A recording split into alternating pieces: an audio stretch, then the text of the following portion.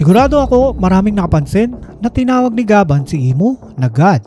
Ito yung eksena kung saan tinanong siya ni Luffy kung sino yung kalaban na dumating sa Elbaf. Pwede naman sabihin ni Gaban na Imo is the hidden king of the world. Or pwede rin niya naman sabihin na si Imo ang nakaupo sa empty throne sa Marijua. Pero mas pinili ni Gaban na tawagin si Imo na God. At dito ay mapapaisip tayo kasi alam ni Gaban ang truth of the world. Dahil kasama siya ng Roger Pirates nung makarating sila sa Laugh Tale. Pero bago tayo bumalik kay Gaban, ay balikan muna natin kung bakit hinanap ni Roger ang lugar na yon. Nung nakarating ang Roger Pirates sa Lodestar, ang sinasabi na final island ng Grand Line, ay alam ni Roger na meron pang isang island pagkatapos ng Lodestar. Dahil may mga poneglyphs na may iba pang tinuturo na isla. At gusto ni Roger malaman kung ano ang nasa dulo ng mystery na yon. Hindi dahil gusto niyang maging savior ng mundo. He wanted the adventure. Gusto niyang makarating sa lugar na wala pang nakakarating. Gusto niyang malaman ang sekreto sa likod ng poneglyphs. At eventually, dumating si Odin na naging crucial part para ma-discover nila kung nasaan ang Laugh Tale. At dahil dito ay nakarating sila sa lugar na yon. Imaginein mo yung moment after everything they went through, finally ay nasa final island na sila. At doon nakita nila ang treasure. Pero habang nandun sila ay may natuklasan silang bagay na mas malaki pa kaysa sa treasure na hinahanap nila. Ito ang truth of the world. Dito nila nalaman ang tungkol sa Void Century, Ancient Kingdom, story ni Joy Boy, Ancient War, at ang pinaka-importanting part ay hindi pa talaga natatapos ang Ancient War na yon.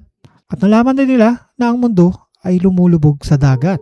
Ibig sabihin ang mga nangyari hundreds of years ago ay may epekto pa rin hanggang ngayon. At kasama sa story na iniwan ni Joy Boy ang isang bagay na hindi pa tapos. The world needs to be saved. At dito magiging interesting ang reaction ng Roger Pirates. Kasi hindi naman sila pumunta sa Laugh Tale para maging savior ng mundo. They wanted the adventure. Gusto nila makarating sa final island.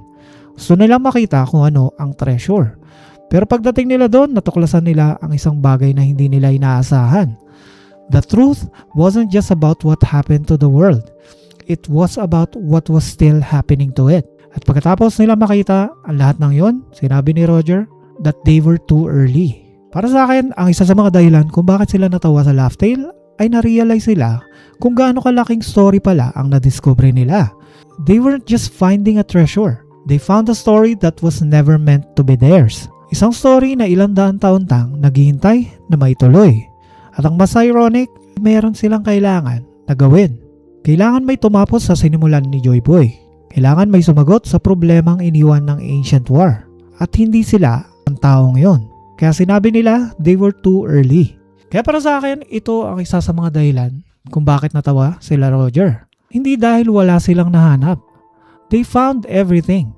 Treasure, the truth, Joy Boy story.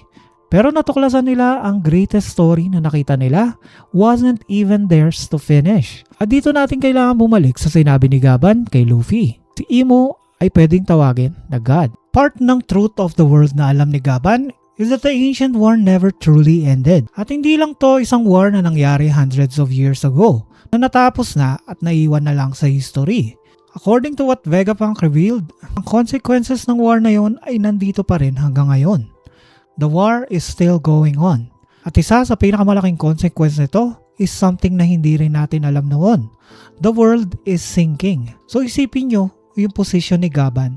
This is a man who was there at God Valley.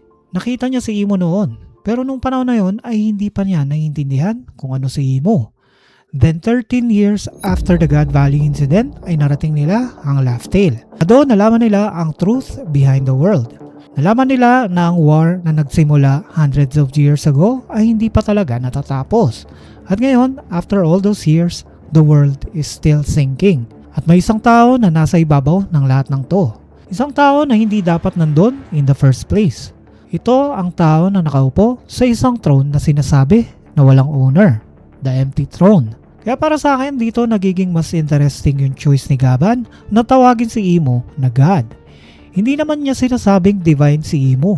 Maaring hindi niya rin sinasabing literal na Diyos si Imo. Ang point natin is isipin natin kung ano ang ginagawa ni Imo. For hundreds of years, may isang tao na nasa ibabaw ng mundo habang lahat ng ibang tao ay pinapaniwala na walang nag-iisang ruler. Siya ang may kapangyarihang magdesisyon kung sino ang mabubuhay, sino ang mawawala, anong history ang maaalala, at anong history ang kailangan burahin. At habang nagpapatuloy ang conflict na nagsimula centuries ago, nasa ibabaw lang siya ng lahat.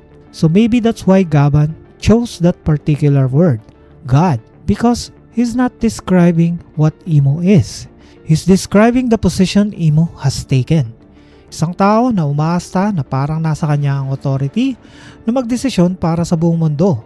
Maybe he wasn't telling Luffy what emo is. He was telling Luffy what emo has been doing. Emo is a man playing God.